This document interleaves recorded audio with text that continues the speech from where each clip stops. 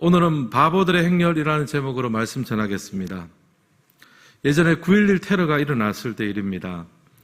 비행기 테러로 인해서 뉴욕의 쌍둥이 무역 빌딩이 무너져 내렸습니다. 그때 건물의 잔해 먼지가 도시를 자욱하게 덮쳤습니다. 뉴스를 보니까요, 먼지가 쓰나미처럼 사람들과 도시를 삼키는데요, 막 사람들이 비명을 지르면서 도망을 치는 거예요. 어디로 도망치느냐 하면 무너져가고 있는 빌딩으로부터 멀어지기 위해서. 왜냐하면 거기 잔해라든지 파편이라든지 그런 게 날릴 거니까 필사적으로 도망을 쳤습니다. 어떻게 해서든지 멀리 떨어져야 살아남을 확률이 높아지기 때문이에요. 근데 그 장면을 보면 깜짝 놀랄 만한 장면도 보입니다. 뭐냐면 대부분의 사람들은 건물로부터 멀어지기 위해서 필사적으로 달려가는데 반대쪽으로 건물 쪽으로 달려가는 사람도 있어요. 누구냐 하면 바로 소방관입니다. 충격이더라고요. 아무리 소방관이라고 해도 불사신은 아니잖아요. 분명히 건물 쪽으로 가면 다치거나 죽을 확률이 높아질 텐데 그런 것 아랑곳하지 않고 전속력을 다해서 무너져가는 빌딩을 향해 달리는 모습 굉장히 충격적이었습니다. 9.11 테러로 인해서 사망자가 2,977명이고요. 그 중에서 소방관과 구조대원이 403명이 사망을 했습니다. 굉장히 많이 죽은 거죠. 그들은 무너져 내리는 불구덩이 속으로 뛰어들어갔습니다. 결과적으로 많은 사람들을 구해냈지만 자신들도 많이 희생을 당했어요. 제가 그렇게 그 장면을 보면서 저렇게까지 해야 될까? 아무리 소방관이지만 이런 상황에서 저기 들어가라고 안 들어간다고 해도 욕할 사람 아무도 없을 텐데, 아무도 비난하지 않을 텐데 죽음을 각오하면서까지도 자신의 임무에 충실한 모습을 보면서 충격적이었습니다. 어쩌면 인간적으로 보면 좀 바보 같다는 생각도 들 수 있습니다. 오늘 읽은 본문을 보면요, 예수님께서 예루살렘 성에 입성하는 장면이 나오는데요, 12절 말씀 같이 한번 읽겠습니다. 그 이튿날에는 명절에 온 큰 무리가 예수께서 예루살렘으로 오신다는 것을 듣고, 시간적 배경이 나옵니다. 명절입니다. 예수님께서 예루살렘으로 입성하는 그 시점은요, 유월절 직전입니다. 유월절은 이스라엘 백성들에게 있어서 출애굽의 해방을 기억하는 절기입니다. 당시 1세기 유대 사회에서 유월절 절기는요, 단순한 명절이 아닙니다. 로마 압제하에 있던 유대인들이 하나님의 구원, 민족적인 회복, 새 출애굽의 소망을 불러일으키는 절기가 바로 유월절이었습니다. 이런 배경에서 이제 예루살렘 백성들이요, 예수님을 굉장히 반갑게 맞이하고 있습니다. 이제 예수님께서 오시면 드디어 로마의 압제로부터 구원을 받겠구나. 이제 다윗 왕가의 영광을 재현할 수 있겠구나. 굉장히 기뻐하면서 예수님을 맞이합니다. 로마 압제를 벗어나서 새로운 출애굽을 가능케 할 왕으로서의 예수님을 맞이하기 때문입니다. 근데 실상은 어떻습니까? 예수님은요, 군중의 기대를 채우기 위해서 오신 것이 아니라 십자가의 죽으심으로 말미암아 우리를 살리시기 위해서 오셨습니다. 승리한 왕이 아니라 낮아진 종의 모습으로 오셨어요. 저는 이 장면을 묵상하면서요, 한편 예수님이 바보 같다는 생각도 했습니다. 마치 9.11 테러로 무너지는 빌딩 한가운데로 뛰어드는 소방관처럼 우리를 살리기 위해서 자신의 목숨을 마다하지 않고 예루살렘에 입성하시는 주님, 인간적으로 보면 어리석고 바보 같은 모습이 아니겠습니까? 그러나 예수님의 그 십자가 사랑이 우리를 구원하는 능력이 되었습니다. 이번 한 주간 그 주님의 십자가를 묵상하는 고난주간이 될 수 있기를 주님의 이름으로 소원합니다.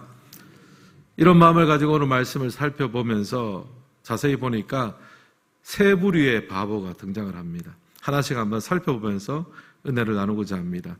첫 번째 바보는요, 군중들입니다.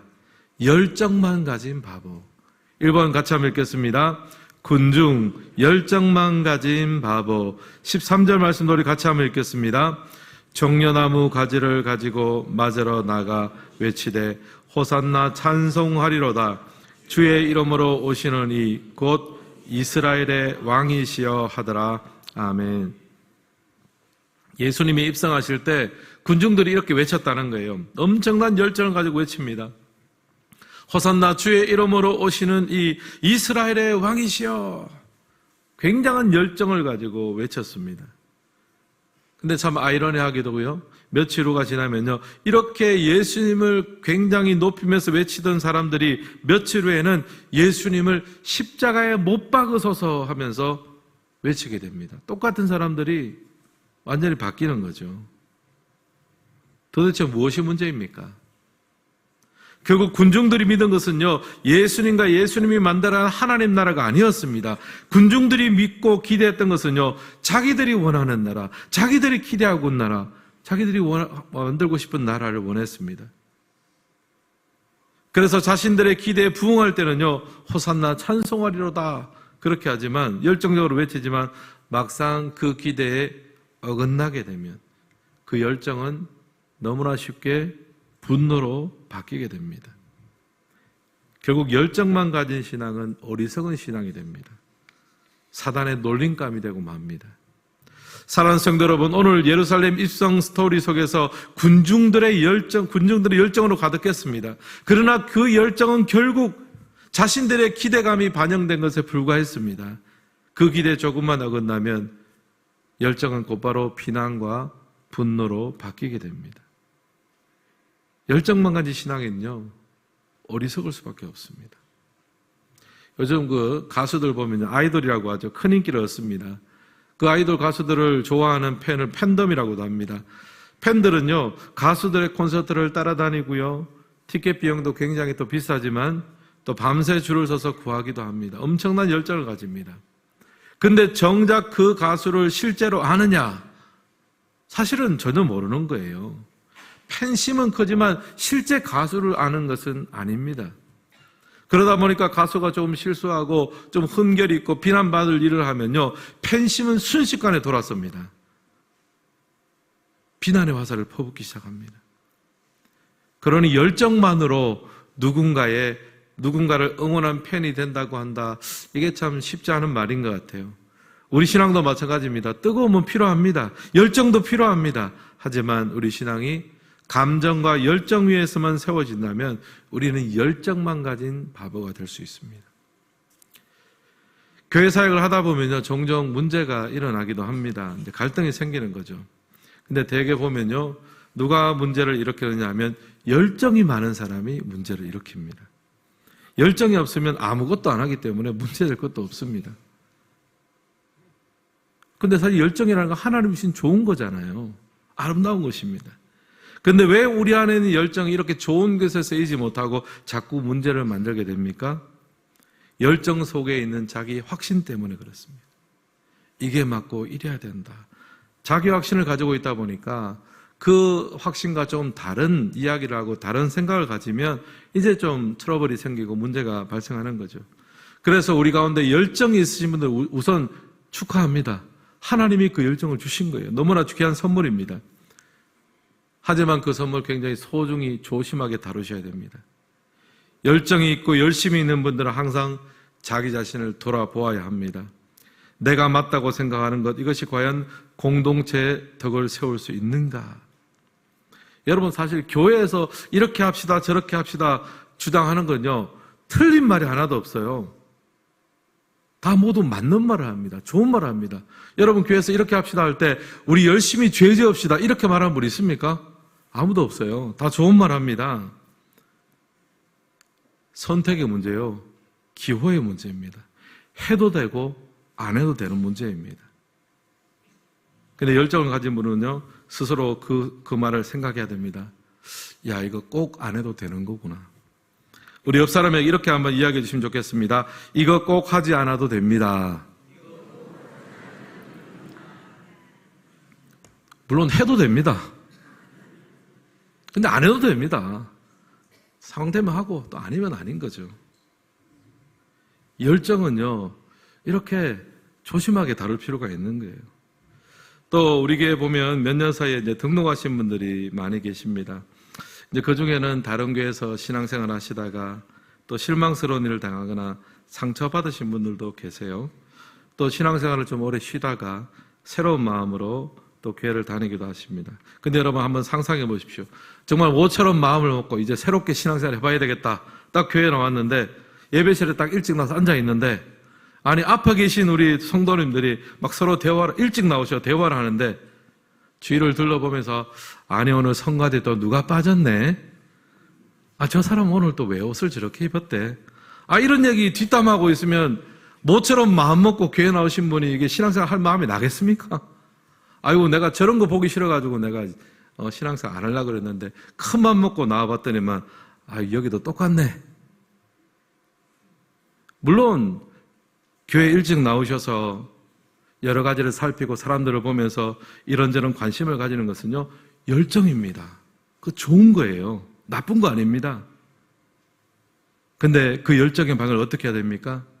판단하는 것이 아니라 영혼을 사랑하고 중보하는 방향으로 그 열정을 바꿔야 되는 거죠. 사랑하는 성도 여러분, 잘못된 열정은 공동체를 파괴하고 문제를 만듭니다. 예수님의 입성을 환호하던 군중들은 바로 며칠 후에 똑같은 열정으로 예수님을 십자가에 못 박으십시오라고 부르짖기 시작했습니다. 우리의 열정은 길들여져야 됩니다. 공동체를 섬기는 데 사용되고 한 영혼을 중보하는 데 우리의 열정이 길들여져야 됩니다. 그렇지 않으면 오늘 스토리 속에 나오는 군중들처럼 어리석은 자가 될 수밖에 없습니다. 오늘 이야기에 나오는 군중들을 바라보며 반면교사 삼을 수 있기를 주님의 이름으로 축복합니다. 두 번째 부류의 바보는요, 종교 지도자들입니다. 이 사람들은 완고한 바보입니다. 2번 함께 읽겠습니다. 종교 지도자, 완고한 바보. 우리 19절도 같이 한번 읽겠습니다. 바리새인들이 서로 말하되 볼지어다 너희 하는 일이 쓸데없다. 보라 온 세상이 그를 따르는도다 하니라. 아멘. 예수님이 예루살렘 성에 입성하는 장면을 보면서 바리새인들끼리 서로 이야기하는 장면입니다. 무엇이라 말합니까? 온 세상이 저를 따르고 있구나. 저를 막고자 해도 쓸데가 없다. 지금 이들은요, 상황이 어떻게 돌아가는지 다 압니다. 예수님이 어떤 기적을 일으켰는지도 알고 어떤 영향력을 가진지도 다 알고 있습니다. 그럼에도 불구하고 바리새인들의 결론은 무엇입니까? 회개가 아니라 예수님을 제거해야 되겠다. 완고함이죠. 심지어 이들은요, 예수님이 어쩌면 메시아일 수도 있겠다. 그렇게 생각할 수도 있어요. 요한복음 11장 47절에서도 비슷한 상황이 묘사되는데요. 같이 한번 읽겠습니다. 이에 대제사장들과 바리새인들이 공회를 모으고 이르되 이 사람이 많은 표적을 행하니 우리가 어떻게 하겠느냐. 대제사장과 바리새인들이 공회로 모였습니다. 그러면서 예수님에 대한 이야기를 하는 거예요. 이 사람이 많은 표적을 행하니까 어떻게 해야 되겠는가. 이들은 벌써 예수님의 기적과 영향력을 충분히 알고 있었습니다. 어쩌면 예수님 메시아일 수도 있겠다. 얼마든지 짐작할 수 있습니다. 그런데 결론은 무엇입니까? 예수님을 죽이려고 모의합니다. 완고함이죠. 사랑하는 성도 여러분, 종교 지도자들의 어리석음은 완고함이었습니다. 예수님이 어떤 분인지 충분히 알았습니다. 정보도 있었습니다. 나름 경험도 있었습니다. 그런데 예수님을 믿고 의지하지는 않아요. 왜냐하면 그들 안에 완고함이 있었기 때문에 바보 같은 선택을 한 거죠. 디지털 카메라를 최초로 개발한 회사가 코닥입니다. 제가 한 번씩 말씀드리죠. 필름으로 유명한 회사가 바로 코닥 아닙니까? 근데 이 코닥이 원래 카메라 회사고 필름을 만들었으니까 이 디지털 카메라가 앞으로 대세가 될 수 있다는 것을 생각하면서 최초로 개발은 했대요. 근데 디지털 카메라 시장에 제대로 뛰어들지는 않았습니다. 유망한 줄도 알고 기술도 가지고 있었습니다. 근데 완전히 뛰어들지는 않았다는 거예요. 왜 그 이유가 무엇인지 아십니까?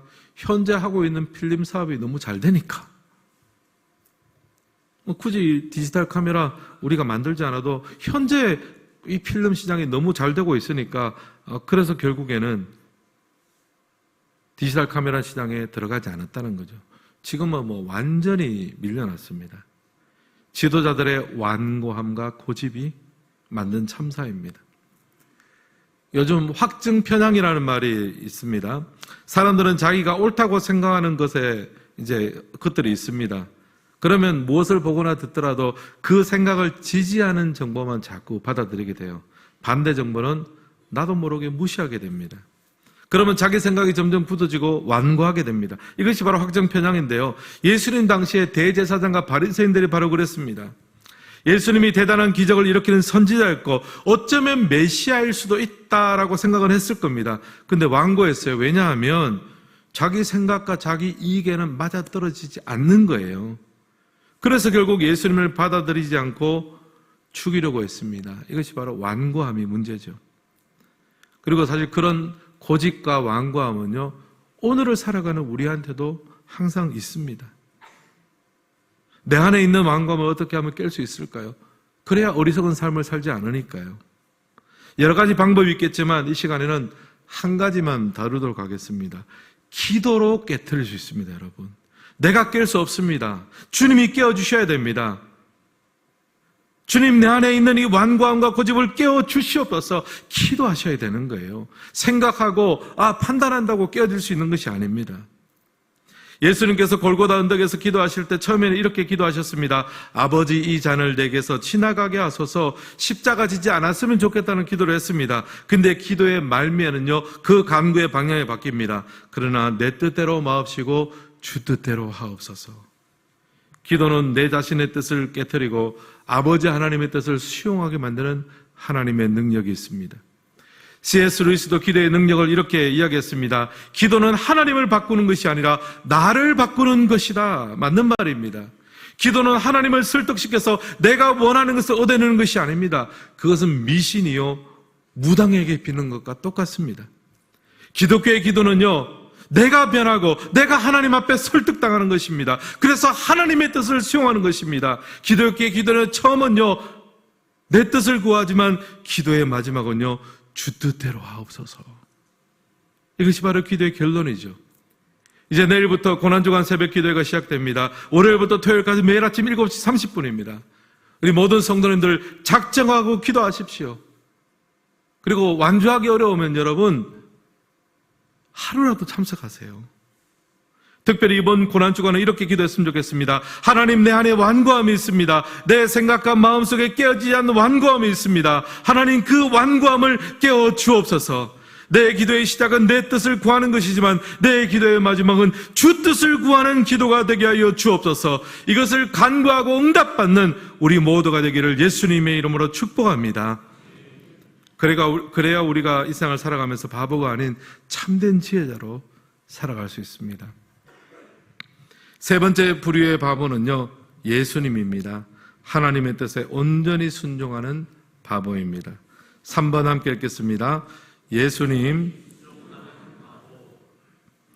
앞서 예수님이 예루살렘에 입성하는 장면에서 볼 수 있는 바보를 두 부류로 말씀드렸습니다. 첫째는 무리들이었죠.